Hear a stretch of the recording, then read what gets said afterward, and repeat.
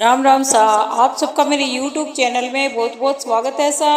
और मैं आज आपको एक कहानी सुनाने जा रही हूँ जो श्री कृष्ण जी ने कही है कि ईश्वर ने हमारे भाग्य में जो लिखा है उसे हमारे से कोई नहीं छीन सकता है। लेकिन अगर हमें अपने ईश्वर पर सच्चा भरोसा है तो हमें वो मिल सकता है जो हमारे भाग्य में नहीं लिखा होता है। इंसान का मुश्किल वक्त उसके लिए एक दर्पण की तरह होता है जो हमारी क्षमताओं का दर्शन हमें करवाता है। वह दिन मत दिखाना काना कि हमें खुद पर गुरूर हो जाए, रखना अपने दिल में इस तरह की जीवन सफल हो जाए। इस पूरे ब्रह्मांड में ऐसी कोई ताकत नहीं है जो इंसान की इच्छाओं की पूर्ति कर सके। और क्योंकि इंसान की इच्छाएं एक समुद्र के समान होती है जिसे कभी भी भरा नहीं जा सकता है। जो दूसरों की तकलीफों को समझते हैं, जिनमें दया है, दिल से अच्छा है, उन्हें दोबारा जन्म नहीं लेना पड़ता है। अगर कोई मनुष्य हमारे साथ बुरा कर रहा है तो उसे करने दो, ये उसका कर्म है और समय उसके कर्म का फल उसे जरूर देगा। लेकिन हमें कभी भी किसी के साथ बुरा नहीं करना चाहिए क्योंकि यही हमारा धर्म है। दुष्ट लोग अगर समझाने मात्र से समझ जाते तो यकीनन मानो महाभारत कभी नहीं होती।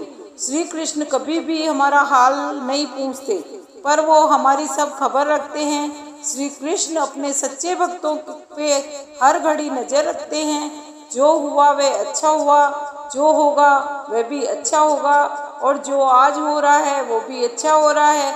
तुम भूत का पश्चाताप न करो, भविष्य की चिंता न करो, वर्तमान में जियो। अगर आप जीवन में असफल होते हैं तो आपको दोबारा प्रयास करने में कभी घबराना नहीं चाहिए, क्योंकि जब आप दोबारा प्रयास करेंगे तो आपकी शुरुआत सुनने से नहीं बल्कि आपके अनुभव से होती है। जिंदगी में सदैव अवसरों का आनंद लेना चाहिए, लेकिन किसी के भरोसे को तोड़कर नहीं। इस संसार में मनुष्य किसी भी रूप में बड़ा नहीं होता है, बल्कि मनुष्य के पीछे जो ताकत खड़ी होती है वो ज़्यादा बड़ी होती है। मनुष्य अपने सच्चे हृदय से जो दान दे सकता है वह अपने हाथों से नहीं दे सकता है, और मौन रहकर हम जो कह सकते हैं वह हम अपने शब्दों से नहीं कह सकते। अंत काल में जो मनुष्य मेरा, भगवान श्री कृष्ण कहते हैं कि अंत काल में जो मनुष्य मेरा स्मरण करेगा और देह त्याग करता है वह मेरी शरण में आता है। इसलिए मनुष्य को चाहिए कि अंत काल में मेरा चिंतन करे। जिस व्यक्ति के पास संतुष्टि नहीं है उसे कितना भी मिल जाए वह असंतुष्ट ही रहेगा। श्री कृष्ण जी कहते हैं कि जिस व्यक्ति को आपकी कदर नहीं, उसके साथ खड़े रहने से अच्छा आप अकेले रहें। यदि आप किसी के साथ मित्रता नहीं कर सकते हैं तो उसके साथ शत्रुता भी नहीं करनी चाहिए। और जब आपके जीवन के चारों ओर हताश और निराशा हो, जब दुखों ने आपको हर जगह से घेर रखा हो, तब आप सच्चे मन से श्री कृष्ण जी के नाम का दीपक जलाना और अपना सब हाल श्री कृष्ण को सुना देना।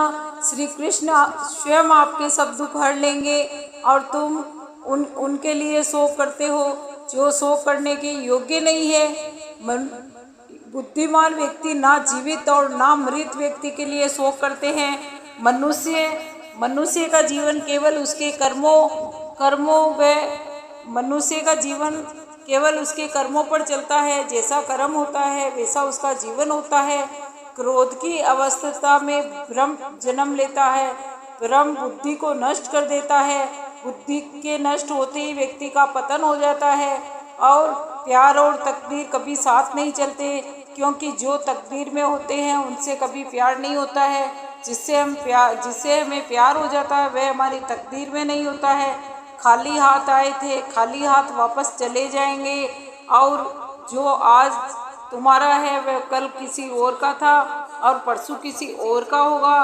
तुम जिसे अपना मान रहे हो, तुम जिसे अपना समझकर मगन हो रहे हो, बस यही प्रसन्नता दुखों का कारण है। और भगवान श्री कृष्ण कहते हैं कि हमें किसी को भी इतना अपना नहीं मानना चाहिए, क्योंकि अकेले आए हैं अकेले जाना है। और हर कीमती चीज को उठाने के लिए झुकना ही पड़ता है। हर कीमती चीज को उठाने के लिए झुकना ही पड़ता है। माँ और पिता, माता पिता का आशीर्वाद भी इनमें से एक है। वह जो सभी इच्छाएं त्याग देता है और मैं और मेरा की लालसा तथा भावना से मुक्त हो जाता है, उसे शांति प्राप्त होती है। अगर व्यक्ति शिक्षा से पहले संस्कार, व्यापार से पहले व्यापार और भगवान से पहले माता पिता को पहचान ले, तो फिर जिंदगी में कभी कोई कठिनाई आएगी नहीं, कोई परेशानी नहीं आएगी। और फल की अभिलाषा को छोड़कर कर्म करने वाला पुरुष ही अपने जीवन को सफल बनाता है। स्वार्थ से रिश्ते बनाने की कितनी भी कोशिश करें, वो कभी नहीं बनते। और प्रेम से बने रिश्तों को कितना भी तोड़ने की कोशिश करें, वो कभी नहीं टूटते हैं। जीवन में समय चाहे जैसा भी हो, परिवार के साथ रहना चाहिए। और सुख हो तो बढ़ जाता है, सुख हो तो बढ़ जाता है और दुख हो तो भी बढ़ जाता है। जब आप प्रभु के साथ जुड़ जाओगे तो आपकी परीक्षा आरंभ हो जाएगी। कुछ लोग इसे दुख समझते हैं तो कुछ लोग प्रभु की कृपा समझते हैं और बुरे कर्म करने नहीं पड़ते हैं, हो जाते हैं। और अच्छे कर्म होते हैं, अच्छे कर्म होते नहीं करने पड़ते हैं।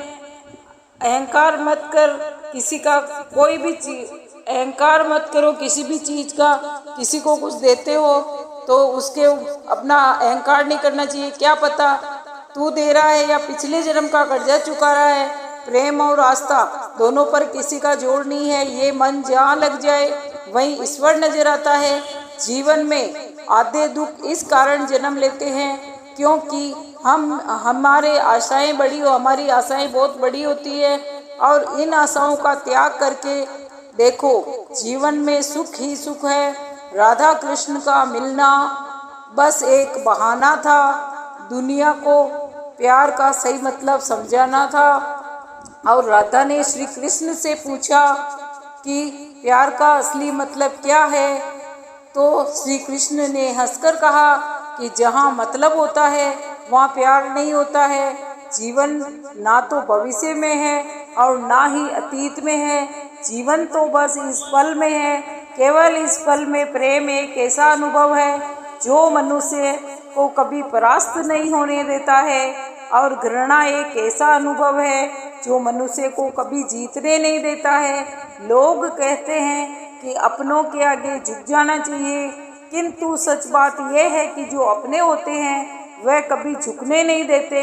इस संसार में मूर्ख व्यक्ति, अधर्मी, अज्ञानी, नास्तिक व्यक्ति, भगवान श्री कृष्ण कहते हैं कि इस संसार में मूर्ख व्यक्ति, अधर्मी, अज्ञानी, नास्तिक व्यक्ति अगर मेरी शरण स्वीकार नहीं करता है तो जीवन में आते दुख इस कारण का जन्म लेते हैं क्योंकि उनसे आशाएं बड़ी होती है।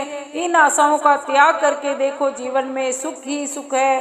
भगवान श्री कृष्ण कहते हैं कि हमें ज़्यादा आशाएं ज़्यादा नहीं बनानी चाहिए। जो परमात्मा ने हमारे लिए दिया है उसी में हमें संतुष्ट रहना चाहिए। बोलिए श्री कृष्ण कन्हैया लाल की जय हो।